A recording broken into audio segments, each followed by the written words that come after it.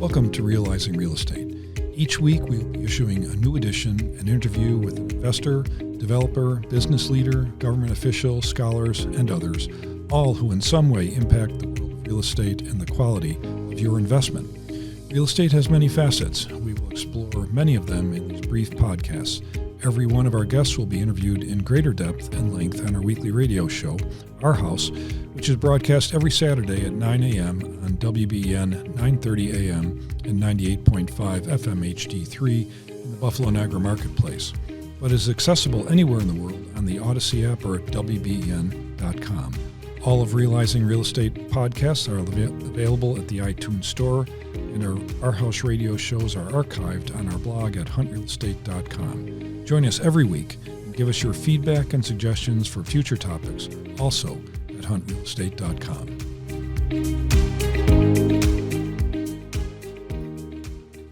Welcome to Realizing Real Estate. I'm Peter Hunt, and we have another in our series of continuing exploration into what's going on here in our community, and really, which represents what's happening in many communities as well. And here to help me with that discussion is the President and CEO of Visit Buffalo Niagara, Patrick Kaler. Good morning, Patrick. Good morning. It's good to have you here. Patrick, you have been here in town for some time, but take us back into history, how you got here, and why you stay here, I guess, is even more important. Sure. I was recruited in 2013 and actually started in January of 14 and have loved it ever since. I can't imagine living anywhere but Buffalo, but my career has taken me across the country. I've got 2 degrees in tourism, master's and a bachelor's, but I've lived in Chicago, Lake Tahoe, Los Angeles, and right outside of D.C. and the Virginia suburb, but came to Buffalo after being recruited, as I said. But when the recruiter called me, he said, "Hey, I've got this great opportunity in Buffalo." I said, "Nope, you've got to call me back when you've got a city that's not Buffalo." And he convinced me to do a little research, and so I did, and found out that I was really excited about the opportunity in Buffalo. At that time, there were probably 7 or 8 cranes in the air, and everything was kind of changing. And because I knew that I didn't know anything about Buffalo, I said, I can't be the only one. So I really wanted to be part of the forefront of changing that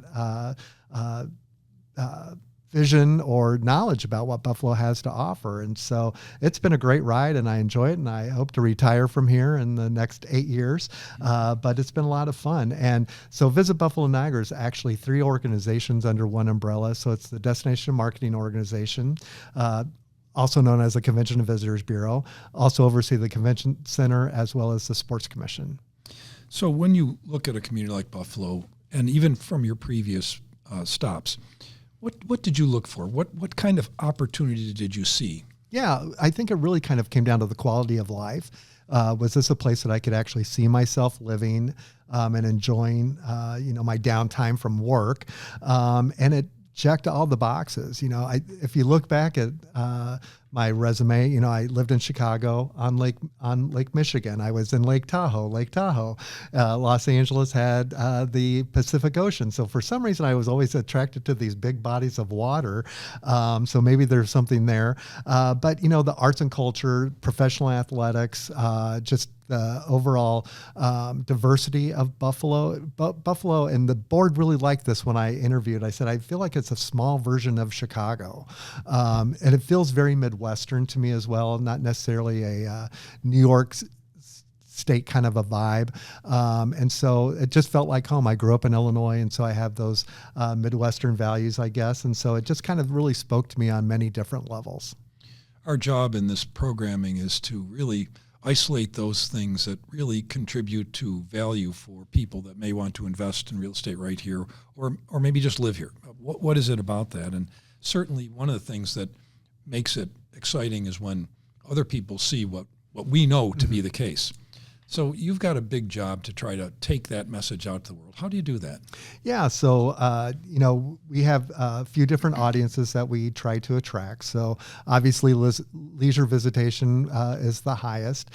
We try to bring meeting planners in to experience Buffalo to see if they would bring in their meetings and events to our destination. The same with sports right holders with amateur athletic events. And then on the PR side, we typically bring about 55 different travel riders to experience our destination. And again, we're representing Erie County. And so we have quite a diverse product that we're able to showcase so that not every travel rider is having the same experience, that we really try to tailor make the experience for those travel riders, so you're not seeing the same thing in all of the publications. So that's how we get the message out about Buffalo. Our job, if we're doing it right, the locals shouldn't see what we're doing because we're trying to bring in new money into our destination. So typically our advertising is at least 75 miles outside of and further. Again, trying to bring in those new dollars into our community and have those people come and experience it and then leave. They don't need our police and fire and all of those things, but they contribute to that through their overall visitor spend. How do you coordinate? We've been spending some time with some of my other guests talking about how they cooperate with other of the upstate cities. We're only an hour away from Rochester. We're 90 minutes, well, on a good day, from Toronto. So we've got some substantial infrastructures, human infrastructures, cultural infrastructure close by. Mm-hmm. Are we competing with them or do we cooperate with them? How does that work? Sometimes we compete and sometimes we like to play in the sandbox together. So obviously Niagara Falls has their own destination marketing organization, but sometimes it makes sense for us to go into a market together where we're not competing with each other. You know, Erie County has about 7,000 more hotel rooms than Niagara County does. And so there's a nice back and forth that we can play with each other. Also, there are sometimes with athletic events where we might need additional fields that are in Niagara County, and luckily they're close proximity and it's not that far of a drive.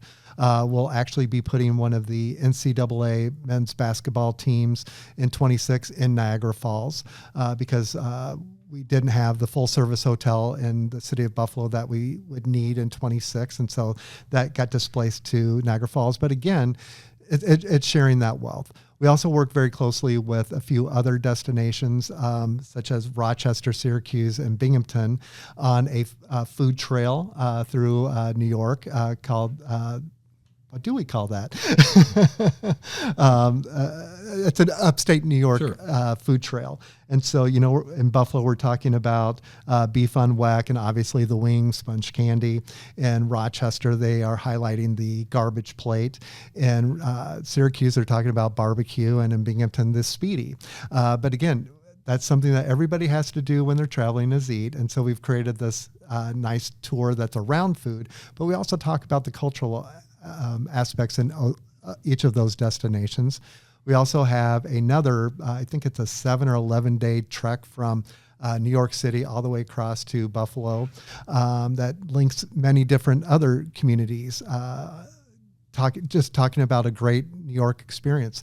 We also have a great road trip that connects down to Falling Waters. So even looking outside of our New York State boundaries, but all the way down to Falling Waters in Pennsylvania. So again, for those Frank Lloyd Wright architecture aficionados, we have a great itinerary associated with that would start in Buffalo with all the great Frank Lloyd Wright sites that we have here. And if somebody wanted to learn about those things, they would call your office? Mm-hmm. Call our office. It's all on our social media as well as our website.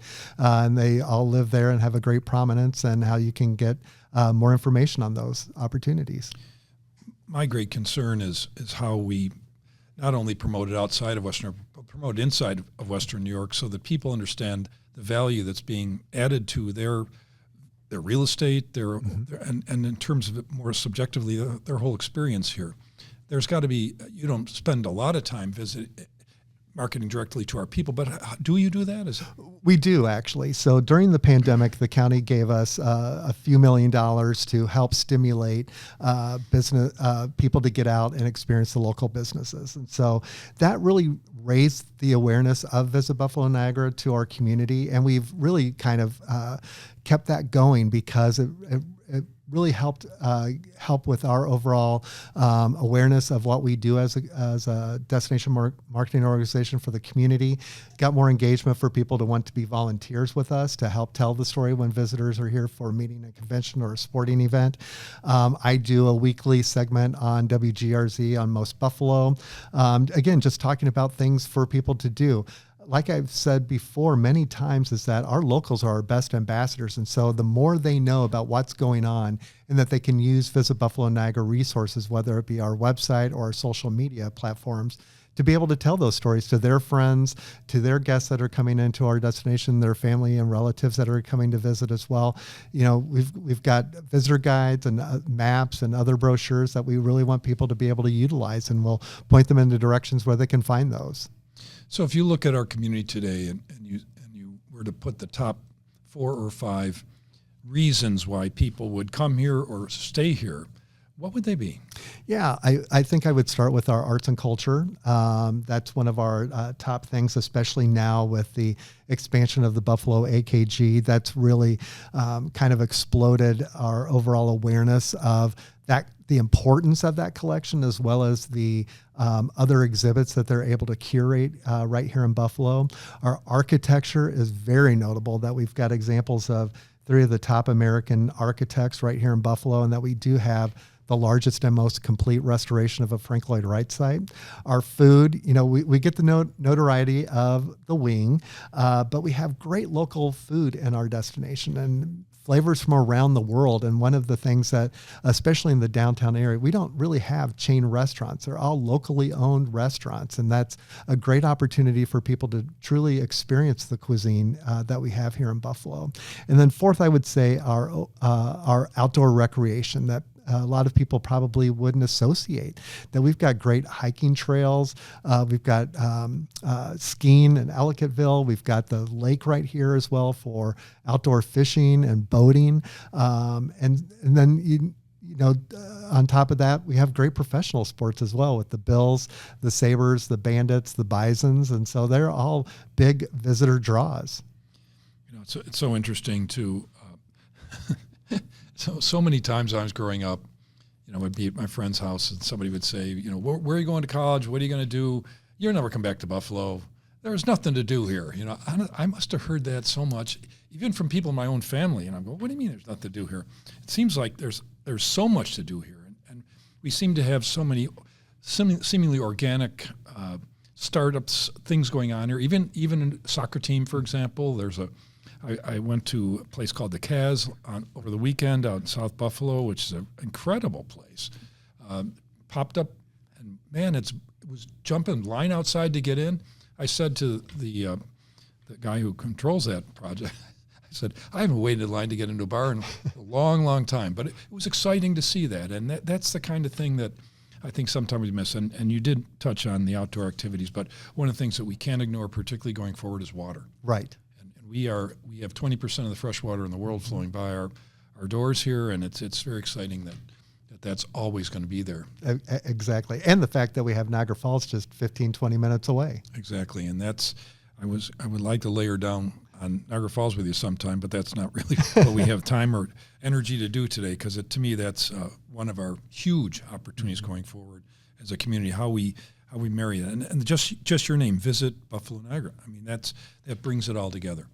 Patrick Kaler, President and Chief Executive Officer of Visit Buffalo Niagara, thank you very much for being with us today. Thanks for having me. I'd like to thank our listeners and viewers, and we'll be back again soon with a new episode of Realizing Real Estate.